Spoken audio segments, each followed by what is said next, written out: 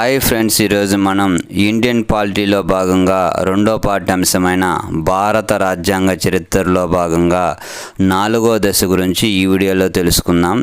ఈ 4వ దశ 1909 నుంచి 1935 వరకు జరుగుతుంది. మింటే మార్లెస్ సంస్కరణలు 1919, దీన్ని కౌన్సిల్ చట్టం అంటారు. భారత రాజ్యాంగ కార్యదర్శి అయిన లార్డ్ మార్లే మరియు గవర్నర్ జనరల్ అయిన లార్డ్ మింటో కలిసి ఏ చట్టాన్ని రూపకల్పన చేశారు? మింటో మార్లే సంస్కరణలో 1919 చట్టం. కేంద్ర లెజిస్లేటివ్ కౌన్సిల్ ఏ కౌన్సిల్గా మార్చివేయడం జరిగింది? ఇంపీరియల్ లెజిస్లేటివ్ కౌన్సిల్గా మార్చడం జరిగింది. భారత గవర్నర్ జనరల్ ఎగ్జిక్యూటివ్ కౌన్సిల్లో మొదటిసారిగా ప్రాతినిధ్యం ఎవరికి కల్పించారు? భారతీయులకు కల్పించారు.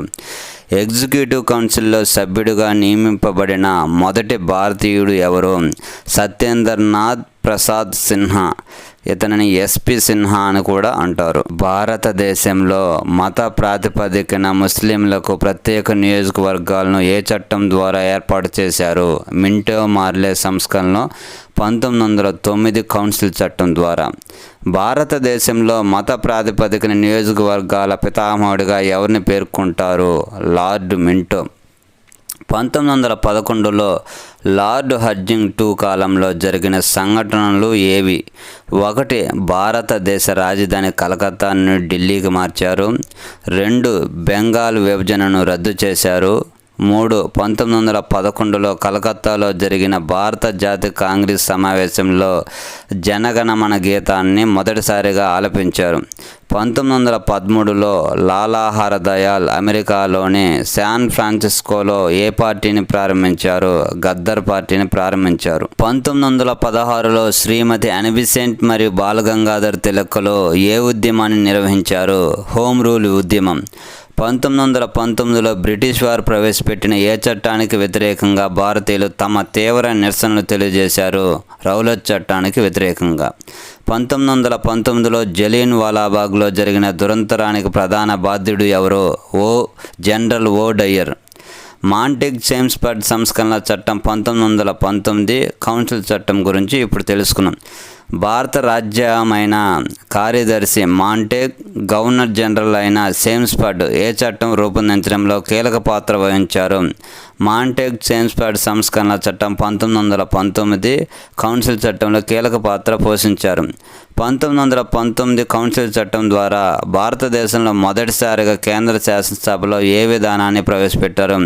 ద్విసభా విధానాన్ని ప్రవేశపెట్టారు. ద్విసభా విధానంలో 2 భాగాలు ఉంటాయి. 1 council of states, 2 legislative council. Council of states యొక్క అధ్యక్షుడిగా ఎవరు పనిచేశారు? Frederick white. లెజిస్లేటివ్ కౌన్సిల్ అధ్యక్షుడిగా ఎవరు పనిచేశారు? విఠల్ భాయ్ పటేల్. ఉపాధ్యక్షుడిగా సచ్చిదానంద సిన్హా పనిచేశారు. ప్రభుత్వ పరిపాలనను సూత్రప్రాయంగా వేటి మధ్య విభజన చేయడం జరిగింది? కేంద్ర రాష్ట్ర ప్రభుత్వాల మధ్య. రాష్ట్రాలలో ద్వంద్వ ప్రభుత్వాన్ని ఏ చట్టం ద్వారా ప్రవేశపెట్టారు? కౌన్సిల్ చట్టం 1919. ఇందులో 2 భాగాలు ఉంటాయి. 1 రిజర్వ్ జాబితా 28 అంశాలు, 2 ట్రాన్స్ఫర్ జాబితా 22 అంశాలు ఉంటాయి. ద్వంద్వ ప్రభుత్వాన్ని సమర్థించిన కమిటీ ఏది? మడ్నిమాన్ కమిటీ. చట్టసభల యందు సిక్కులకు ప్రత్యేక రిజర్వేషన్ ఏ చట్టం ద్వారా కల్పించారు? కౌన్సిల్ చట్టం 1919. కౌన్సిల్ చట్టం 1919 ద్వారా ప్రభుత్వ ఆదాయ వ్యయాలను తనిఖీ చేయడం కోసం ఏ పదవిని ఏర్పాటు చేశారు? Auditor general. భారతదేశంలో మొదటిసారిగా మహిళలకు ఓటు హక్కును ఏ చట్టం ద్వారా కల్పించడం జరిగింది? కౌన్సిల్ చట్టం 1919. 1921లో మొదటిసారిగా మహిళలు పరిమిత ప్రాతిపదికపై ఓటు హక్కును ఎక్కడ వినియోగించుకున్నారు? ట్రావెన్కోర్. 1924లో మహిళలకు ఓటు హక్కును కల్పించడం ఏ దేశంలో జరిగింది? బ్రిటన్. ప్రభుత్వ శాఖల సంఘమును ఎప్పుడు ఏర్పాటు చేశారు?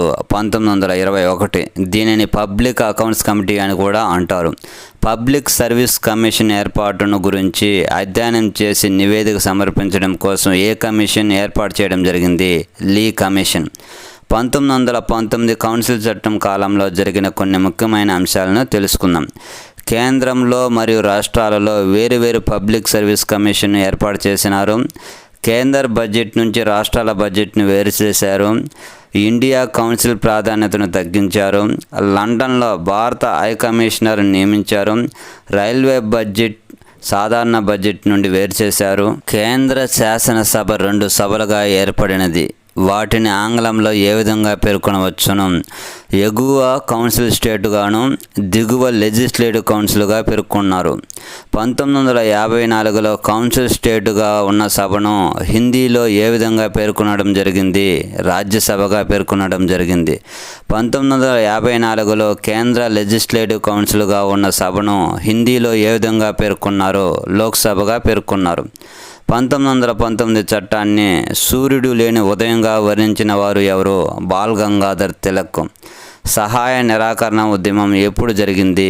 1920. నేరమే అధికారమై నేరం చేస్తుంటే చూస్తూ ఊరుకున్న ప్రతి ఒక్కడు నేరస్తుడు అని పేర్కొన్నవారు ఎవరు? గాంధీజీ. 1920లో గాంధీజీ ఏ ఉద్యమాన్ని ప్రారంభించాడు? సహాయ నిరాకరణ ఉద్యమం. 1922లో హింసాత్మక సంఘటన కారణంగా ఏ ఉద్యమాన్ని విరమించారు? చౌరీ చౌరా ఉద్యమం. 1923లో పండిట్ మోతీలాల్ నెహ్రూ, చిత్తరంజన్ దాస్లు కలిసి ఏ పార్టీని స్థాపించారు? స్వరాజ్య పార్టీ. భారతదేశంలో బ్రిటిష్ పరిపాలనా తీరును పరిశీలించుటకు ఏ కమిషన్ ఏర్పాటు చేయడం జరిగింది? Simon commission. 1927లో సర్ జాన్ సైమన్ నేతృత్వంలో 7 సభ్యులతో ఏ కమిషన్ ఏర్పాటు చేశారు? Simon commission. 1929లో లాహోర్లో పండిట్ జవహర్లాల్ నెహ్రూ అధ్యక్షతన జరిగిన కాంగ్రెస్ సమావేశంలో ఏ తీర్మానాన్ని ఆమోదించింది? సంపూర్ణ స్వరాజ్య తీర్మానాన్ని ఆమోదించింది. జనవరి 26వ తేదీని స్వాతంత్ర దినోత్సవంగా జరపాలని ఎవరు తీర్మానించారు? భారత జాతీయ కాంగ్రెస్. 1930లో గాంధీజీ ప్రారంభించిన శాసనోల్లంఘన ఉద్యమాన్ని మరొక విధంగా ఏ విధంగా పేర్కొంటారు?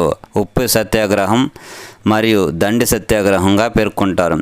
సైమన్ కమిషన్ నివేదికలోని అంశాలను భారతదేశంలోని అన్ని వర్గాల ప్రజలతో సంప్రదింపులు జరపడం కోసం బ్రిటిష్ వారు లండన్లో వేటిని నిర్వహించారు? 3 రౌండ్ టేబుల్ సమావేశాలను నిర్వహించారు. మొదటి రౌండ్ టేబుల్ సమావేశం 1930 నవంబర్ 12 నుంచి 1931 జనవరి 19 వరకు జరిగింది. రెండవ రౌండ్ టేబుల్ సమావేశం 1931 నుంచి 1931 సెప్టెంబర్ 7 నుంచి 1931 డిసెంబర్ 1 వరకు జరిగింది.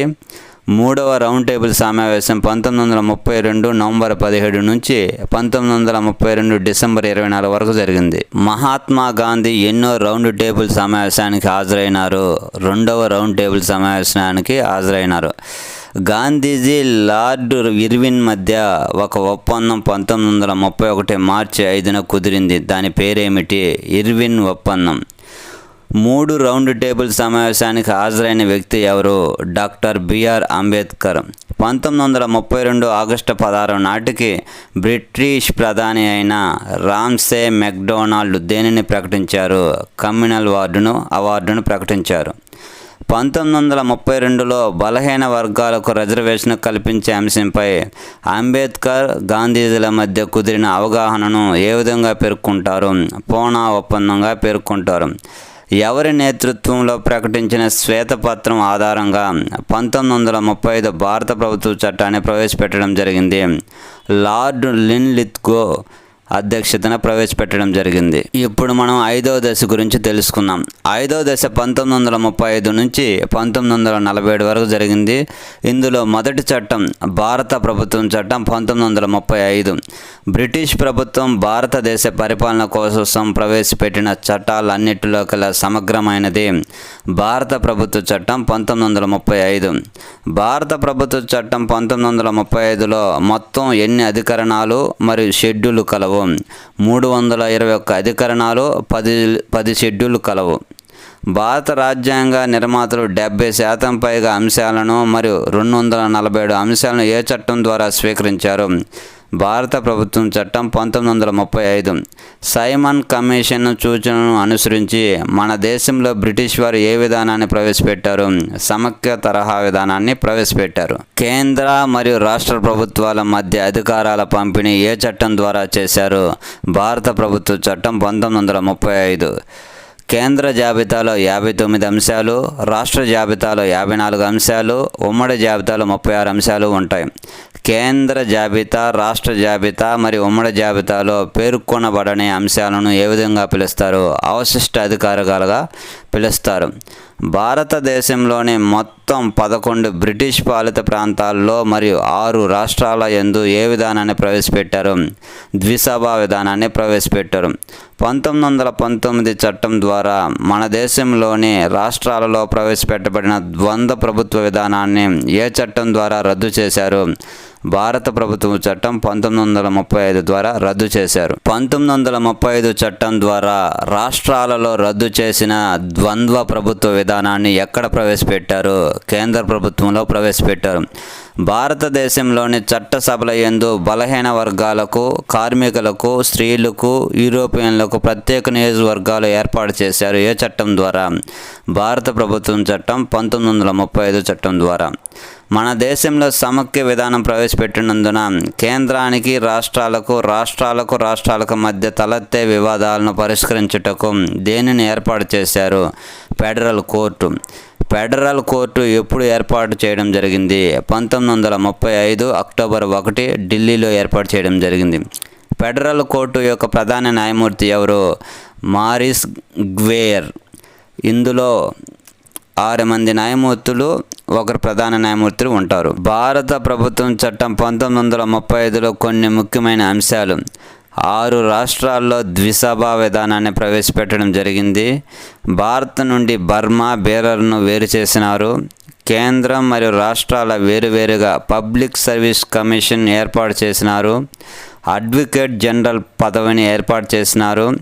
సామాజికంగా వెనుకబడిన బలహీన వర్గాలకు ప్రత్యేక రిజర్వేషన్ సౌకర్యాలను కల్పించినారు. భారత రాజధానిని ఢిల్లీ నుంచి న్యూఢిల్లీకి తరలించారు.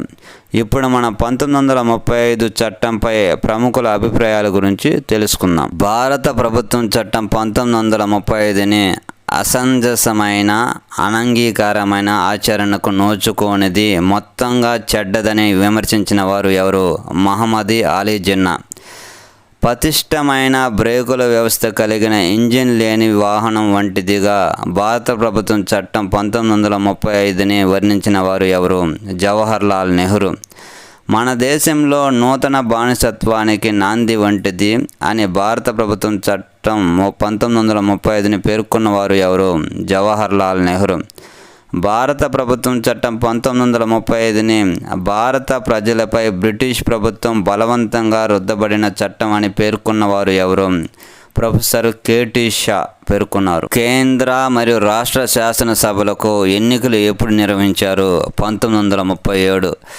జర్మనీ, జపాన్లకు వ్యతిరేకంగా బ్రిటిష్ తరపున యుద్ధంలో పాల్గొంటుందని ప్రకటించడాన్ని నిరసిస్తూ మన రాష్ట్ర ప్రభుత్వాలు రాజీనామా ఎప్పుడు చేశాయి? 1939. ఆగస్టు ప్రతిపాదనలో 1940ను ఎవరు రూపొందించారు? Lord Linlithgow. క్రిప్స్ ప్రతిపాదనలో 1942లో కొన్ని ముఖ్యమైన అంశాల గురించి తెలుసుకుందాం. భారత ప్రజల ప్రతిపాదన అయిన దేనిని మొదటిసారిగా అంగీకరించారు? రాజ్యాంగ పరిషత్ ఏర్పాటును అంగీకరించారు. క్రిప్స్ ప్రతిపాదనను వ్యతిరేకిస్తూ కాంగ్రెస్ 1942లో తీర్మానాన్ని ఆమోదించింది? క్విట్ ఇండియా తీర్మానాన్ని ఆమోదించింది. గాంధీజీ క్విట్ ఇండియా ఉద్యమం సందర్భంలోనే ఏ నినాదాన్ని ఇచ్చారు? Do or die. క్రిప్స్ ప్రతిపాదనని దివాలా తీయబోయే బ్యాంకుకు తర్వాత తేదీతో ప్రకటించబడిన చెక్కుగాను మరియు పోస్టెడ్ చెక్కుగాను వర్ణించిన వారు ఎవరు? గాంధీజీ. గవర్నర్ జనరల్ అయిన లార్డ్ వేల్ ఏ ప్రణాళికను రూపొందించారు? వేల్ ప్రణాళిక 1945.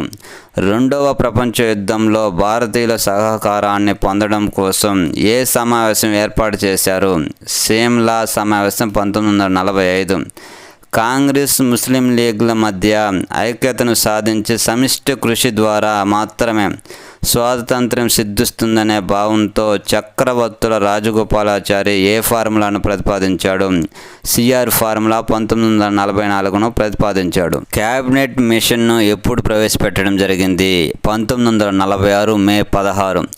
రెండవ ప్రపంచ యుద్ధానంతరం బ్రిటన్లో జరిగిన ఎన్నికల్లో ఏ పార్టీ అధికారంలోకి వచ్చింది? Labour party. లేబర్ పార్టీ అధికారంలోకి రాగానే ప్రధానమైన వ్యక్తి క్లైమెట్లీ అట్లీ. పెతి క్లారెన్స్ నేతృత్వంలో సర్ సఫర్డ్ క్రిప్స్, ఏవి అలెగ్జాండర్లతో కూడిన ఏ కమిషన్ భారత్ను సందర్శించింది? క్యాబినెట్ మిషన్ ఏర్పాటును తిరస్కరించిన దేశం ఏది? పాకిస్తాన్. ఇప్పుడు మనం 6వ దశ గురించి తెలుసుకుందాం. 6వ దశ 1947 నుంచి 1950 మధ్య జరిగింది. లార్డ్ మౌంట్ బాటన్ పథకం ఎప్పుడు ప్రవేశపెట్టారు? 1947 జూన్ 3. లార్డ్ వేలు స్థానంలో 1947 మార్చి 22న గవర్నర్ జనరల్గా ఎవరిని నియమించారు? Louis lord Mountbatten. దేశాన్ని సాధ్యమైతే విభజిస్తాం, లేకుంటే ధ్వంసం చేస్తామని ప్రకటించిన వ్యక్తి ఎవరు? మహమ్మద్ అలీ జిన్నా. ఢిల్లీలో జరిగిన మత ఘర్షణల హింస కారణంగా కలిసి ఉండి కలహించుకోవడం కంటే విడిపోయే ప్రశాంతంగా జీవించడమే మేలు అని ఎవరు పేర్కొన్నారు? గాంధీజీ. భారత విభజన ఏ పథకాన్ని అనుసరించి జరిగింది? మౌంట్ బాటన్ పథకాన్ని అనుసరించి జరిగింది. మౌంట్ బాటన్ పథకాన్ని ఏ విధంగా పిలుస్తారు? డిక్కీ బోర్డు పథకంగా పిలుస్తారు. ఇప్పుడు మనం భారత స్వాతంత్ర చట్టం 1947 గురించి తెలుసుకున్నాం. భారత్ మరియు పాకిస్తాన్లో 2 డొమినియన్లు ఎప్పుడు ఏర్పాటు చేశారు? 1947 ఆగస్టు 15న ఏర్పాటు చేశారు. 1935 చట్టాన్ని సవరించే అధికారం ఏది కలిగి ఉంటుంది? రాజ్యాంగ పరిషత్. 2 దేశాల మధ్య సరిహద్దులను నిర్ణయించుటకు ఎవరి నేతృత్వంలో ఒక కమిటీని ఏర్పాటు చేశారు? సిరియల్ రాడ్క్లిఫ్ నేతృత్వంలో ఏర్పాటు చేశారు. 1947 భారత స్వాతంత్ర చట్టం యుద్ధం లేకుండా జరిగిన శాంతి ఒప్పందంగా పేర్కొన్నవారు ఎవరు? Lord Samuel. 1947 చట్టాన్ని బ్రిటిష్ పార్లమెంటు ఆమోదించిన చట్టాలలో ఉదాత్తమైనది మరియు ఉన్నతమైనదిగా వర్ణించిన వారు ఎవరు? క్లెమెట్ అట్లీ. భారతదేశ స్వాతంత్రం సంపాదించే నాటికి మన దేశంలో మొత్తం ఎన్ని సంస్థానాలు ఉన్నాయి? 562 సంస్థానాలు ఉన్నాయి. సంస్థానాల విలీనంలో కీలక పాత్ర పోషించిన సర్దార్ వల్లభాయ్ పటేల్ను ఏ విధంగా పేర్కొంటారు? భారతదేశ బిస్మార్క్గా పేర్కొంటారు. భారత్కు గవర్నర్ జనరల్గా ఎవరిని కొనసాగించారు? Lord Mountbatten. భారత స్వాతంత్రాన్ని దృష్టించుకొని నెహ్రూ భారత జాతిని ఉద్దేశించి ఎర్రకోట నుండి చేసిన ప్రసంగాన్ని ఏ విధంగా పేర్కొంటారు? ద ట్రిస్ట్ విత్ డెన్సిటీ అని పేర్కొన్నారు. ప్రపంచం ఆదమర్చి నిద్రిస్తున్న అర్ధరాత్రి గంటల మోగుతున్న ఈ వేళ భారత జాతి మేల్కొంటుందని పేర్కొన్నవారు ఎవరు? జవహర్లాల్ నెహ్రూ. 1947 ఆగస్టు 15న స్వాతంత్ర భారత మొట్టమొదటి ప్రభుత్వ శాఖలు ఏవి? 1947 ఆగస్టు 15న భారతదేశం యొక్క మొట్టమొదటి ప్రధానమంత్రి మరియు విదేశీ వ్యవహారాల మంత్రి ఎవరు అంటే జవహర్లాల్ నెహ్రూ. 1947 ఆగస్టు 15న భారతదేశ మొట్టమొదటి ఉప ప్రధాని మరియు కేంద్ర హోం మంత్రి ఎవరు? సర్దార్ వల్లభాయ్ పటేల్. 1947 ఆగస్టు 15న భారతదేశ మొట్టమొదటి వ్యవసాయ శాఖ మంత్రి మరియు ఆహార శాఖ మంత్రి ఎవరు? డాక్టర్ బాబు రాజేంద్ర ప్రసాద్. 1947 ఆగస్టు 15న భారతదేశం యొక్క మొట్టమొదటి విద్యాశాఖ మంత్రి ఎవరు? మౌలానా అబ్దుల్ కలాం ఆజాద్. 1947 ఆగస్టు 15న భారతదేశం యొక్క మొట్టమొదటి న్యాయశాఖ మంత్రి ఎవరు? Doctor B R Ambedkar. 1947 ఆగస్టు 15న భారతదేశం యొక్క మొట్టమొదటి రక్షణ శాఖ మంత్రి ఎవరు? సర్దార్ బల్వేందర్ సింగ్. 1947 ఆగస్టు 15న భారతదేశంలో మొట్టమొదటి ఆర్థిక శాఖ మంత్రి ఎవరు? షణ్ముగం చెట్టియార్. 1947 ఆగస్టు 15న భారతదేశం యొక్క మొట్టమొదటి రైల్వే మరియు పౌర విమాన శాఖ మంత్రి ఎవరు? జాన్ మతాయ్. 1947 ఆగస్టు 15న భారతదేశం యొక్క మొట్టమొదటి కమ్యూనికేషన్ మంత్రి ఎవరు? రఫీక్ అహ్మద్ కిద్వాయ్. 1947 ఆగస్టు 15న భారతదేశం యొక్క మొట్టమొదటి పరిశ్రమల మంత్రి ఎవరు? డాక్టర్ శ్యామ్ ప్రసాద్ ముఖర్జీ. 1947 ఆగస్టు 15న భారతదేశం యొక్క మొదటి ఆరోగ్య మంత్రి ఎవరు? రాజేంద్ర కుమారి అమృత్ కపూర్. 1947 ఆగస్టు 15న భారతదేశంలో మొట్టమొదటి వాణిజ్య శాఖ మంత్రి ఎవరు? సిహెచ్ బాబా. 1947 ఆగస్టు 15న భారతదేశం యొక్క మొట్టమొదటి గనుల శాఖ మరియు విద్యుత్ శాఖ మంత్రి ఎవరు? ఎన్వి గాడ్గిల్. 1947 ఆగస్టు 15న భారతదేశం యొక్క మొట్టమొదటి కార్మిక వ్యవహారాల మంత్రి ఎవరు? బాబు జగజ్జీవన్ రామ్. 1946లో ఏర్పడిన మొదటి తాత్కాలిక మంత్రివర్గంలో అధ్యక్షుడు ఎవరు? Lord Wavell. 1947లో జవహర్లాల్ నెహ్రూ నేతృత్వంలో ఏర్పాటైన తాత్కాలిక ప్రభుత్వంలో అతిపిన్న వయస్కుడు ఎవరు? బాబు జగజ్జీవన్ రామ్. మొదటి తాత్కాలిక మంత్రివర్గంలో ఉపాధ్యక్షుడు ఎవరు?